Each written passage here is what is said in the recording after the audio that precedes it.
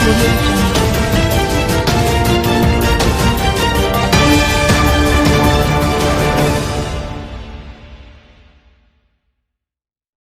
Number 1 Bijepur Rita Sahu बीजेडीर प्रार्थी बीजेपुर उपनिर्वाचन पर कांग्रेस पक्षर दिलीप पंडा को प्रार्थी घोषणा बेले बीजेडीर सभापति तथा मुख्यमंत्री श्री नवीन पट्टनायक बीजेपुर उपनिर्वाचन पर रीता साहू उपर आस्था प्रकट कर आज मुख्यमंत्री श्री नवीन पट्टनायक रीता साहू नाम घोषणा कर आसंता 30 तारिख में नामांकन पत्र दाखल करेंगे।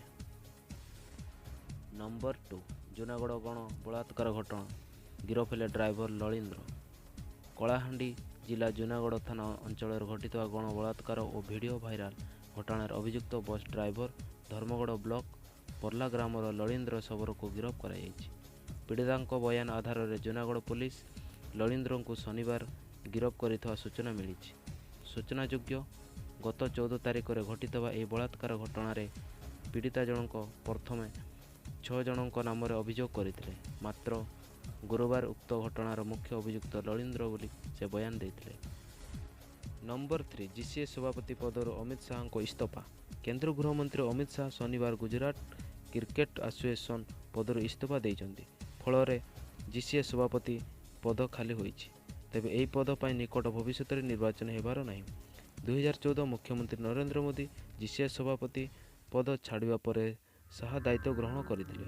उपसभापति परिमाल नाथवानी मध्य पद छाड़िछन्ति। जीसीए रे नाथवानी नेतृत्व में मोटेरा प्रोजेक्ट आरंभ होइछि। युग्म संपादक पदरे थिबा शाहଙ୍କ पुओ निज दायित्व जारी रखिबे। नंबर 4 आरटीओ कर्मचारी पिंधिबे ब्याण्ड परिवहन कमिशनर। आरटीओ कार्यालय को दलाल मुक्त करने को बड़ प्रयास से आधार में सबु आंचलिक आरटीओ कार्यालय को चिठी लिखि जणाइछन्ति परिवहन कमिशनर संजीव पंडा। मध्यस्थी दलाल किंबा एजेंट माने किभली आरटीओ ऑफिस रे प्रवेश करि पारिबे नै सेथिपाई नोटिस फलक सबु आरटीओ ऑफिस रो कांथवाड़े लगाजिवो। कौनसी आरटीओ कर्मचारी दलालों को प्रोत्साहन न देवा पाई निर्देश दिया जायछि। दलाल और कर्मचारी मध्य प्रभेद बारिबा आरटीओ रो सरकारी कर्मचारी हाथर ब्लू बैंड पिंधि आसिबे। सेही भली सेवा प्रदानकारी संस्थार समस्त कर्मचारी से ग्रीन बैंड पिंधिबे। नंबर 5 पीएम किसान निधि योजना सह जोड़ी हेबे चाषी। राज्य सरकार किंबा कौनसी एजेंसी बिना सहायतार चाषी माने सीधा सड़क केंद्र सरकार पीएम किसान निधि योजना रे निजको सामिल करि पारिबे। पीएम किसान निधि वेबसाइट http://www.pmkisan.gov.in जरिया चाषी माने निजको पंजीकृत करि पारिबे। योजनार फायदा सबु चाषी निकट पहुँचाइबा केंद्र सरकार एभली व्यवस्था करितबा कहा जाउछि। केंद्र सरकार किसान निधि योजनार पोर्टाल जरिया चाषी निजको ऑनलाइन पंजीकृत करें। नंबर 6 महानदी जल विवाद उभय राज्य गस्त करेंगे वैषयिक टीम। ओडिशा और छत्तीसगढ़ मध्य लगी रही महानदी जल विवादर शनिवार ट्राइब्यूनाल शुणाणी करिसेंति।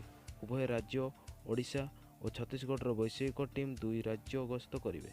यापर नवेम्बर 30 रे परवर्ती शुणाणी दिन धार्य कर जमापड़ी।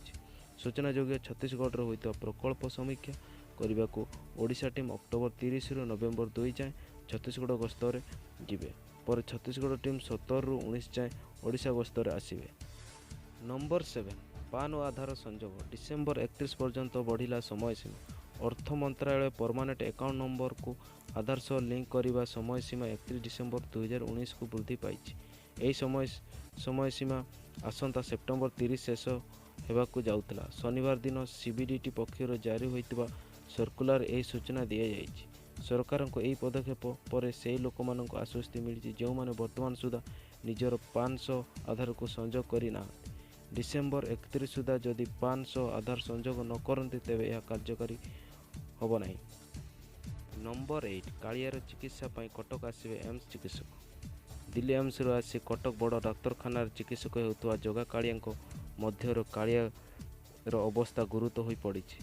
शनिवार सकाळे कालियार स्वास्थ्यावस्थार अवनति घटवर एसीबी डाक्तरी दल एम्स विशेषज्ञ मानक परामर्श करितवा जଣାपड़ी। सेमानक परामर्श अनुसार कालियार चिकित्सा करा जाउछि। तेबे मध्याह्न स्वास्थ्य सामान्य उन्नति घटितवा एसीबी सूत्रରୁ जଣାपड़ी। कालिया चिकित्सा राज्य सरकार पक्षर एम्स चिकित्सक एसीबी ଅଣାଯିବା ଲାଗି ଚିଠି ଲେଖାଯାଇଥିବା ଜଣାପଡ଼ିଛି।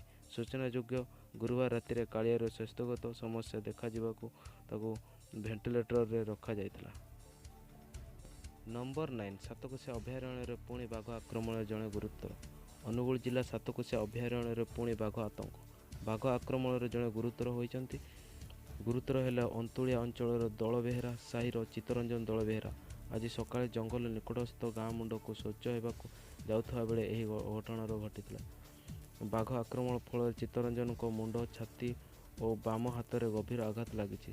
ତାଙ୍କ ଚିତ୍କାର ଶୁଣି ଗାଁ ଲୋକ ଘଟଣାସ୍ଥଳରେ ପହଞ୍ଚି ତାଙ୍କୁ ଉଦ୍ଧାର କରିଥିଲେ ଏବଂ ଗୁରୁତର ଅବସ୍ଥାରେ ତାଙ୍କୁ ଜିଲ୍ଲା ମୁଖ୍ୟ ଚିକିତ୍ସାଳୟକୁ ପଠାଯାଇଛି। ନମ୍ବର 10 ଜୁଆଆଡ଼ା ଉପରେ ଚଢ଼ାଉ, 19 ଗିରଫ। ଜୁଆଆଡ଼ା ଉପରେ ଚଢ଼ାଉ କରି ଶନିବାର ଧରାକୋଟ ପୋଲିସ 19 ଜଣ ଜୁଆଡ଼ିଙ୍କୁ ଗିରଫ କରିଛି। ପୋଲିସ ଜୁଆଆଡ଼ା ସ୍ଥଳରୁ 5ଟି ବାଇକ୍, 20ଟି ମୋବାଇଲ ସହ 4,69,000 ଟଙ୍କା ଜବତ କରିଛି। ଗଞ୍ଜାମ ଜିଲ୍ଲାର ସରଡ଼ା ବ୍ଲକ ଗୌଡ଼ଗଠ ପଞ୍ଚାୟତ ଅନ୍ତର୍ଗତ ଗୋଛାଗୁଡ଼ା ଗାଁରେ ଥିବା ଶିବ ମନ୍ଦିର ନିକଟରେ ଜୁଆ ଖେଳ ଚାଲିଥିବା ବେଳେ ପୋଲିସକୁ ବିଶ୍ୱସ୍ତ ସୂତ୍ରରୁ ସୂଚନା ମିଳିଥିଲା।